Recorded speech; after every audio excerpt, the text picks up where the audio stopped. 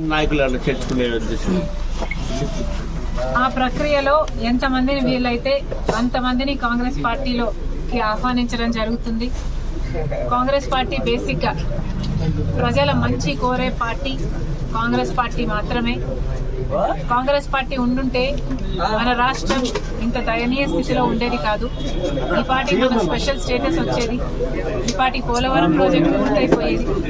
వాటికి ఎన్నో ప్రాజెక్టులు, రాజధాని అయితేనేమి, ఇలాంటి ప్రతి ఒక్కటి మనం సాధించుకునే వాళ్ళం.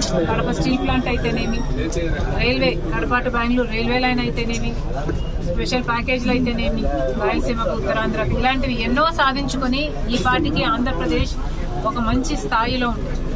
ఇవన్నీ జరగలేదు అంటే దానికి కారణం కాంగ్రెస్ పార్టీ అధికారంలోకి రాలేకపోయింది. కాబట్టి ఇది మళ్ళీ రిపీట్ అవ్వకూడదు.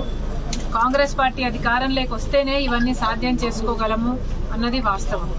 ఇప్పుడున్న ప్రభుత్వమైనా, పాలకపక్షమైనా, అటు ప్రతిపక్షమైనా ఇప్పుడు మొత్తం అందరూ బీజేపీతో కుమ్మక్కై, బీజేపీకి బానిసలై, బీజేపీకి కనిపించని పొత్తులు పెట్టుకొని బీజేపీకి మద్దతుగా నిలుస్తున్నారు.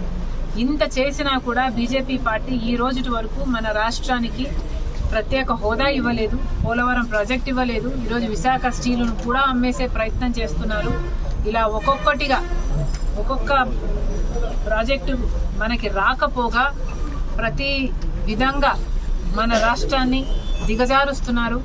ఇంత అన్యాయం బీజేపీ పార్టీ ఆంధ్ర రాష్ట్రానికి చేస్తున్నా కూడా ఇటు జగనన్న గారు, అటు చంద్రబాబు గారు బీజేపీకి తొత్తుల్లా బీజేపీకే మద్దతు ఇస్తున్నారు. ఇది తగదు.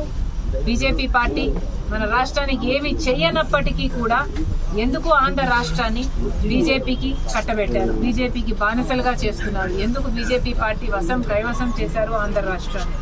ఆంధ్ర రాష్ట్ర ప్రజలకు సమాధానం చెప్పాలి. ఇది ఇలాగే కంటిన్యూ అయితే చాలా ప్రమాదం. మన బిడ్డలకు ఉద్యోగాలు రావాలన్నా, మనకు రైతులకు రుణమాఫీ జరగాలన్నా, వ్యవసాయం మళ్ళీ పండుగ కావాలన్నా, మనకు విభజన హామీలలో ఏ ఒక్కటి నెరవేరాలన్నా, అన్ని నెరవేరాలన్నా కాంగ్రెస్ పార్టీ అధికారంలోకి రావాలి. సునీతమ్మ మీ పార్టీలో చేరుతుందన్నారు, దాని మీద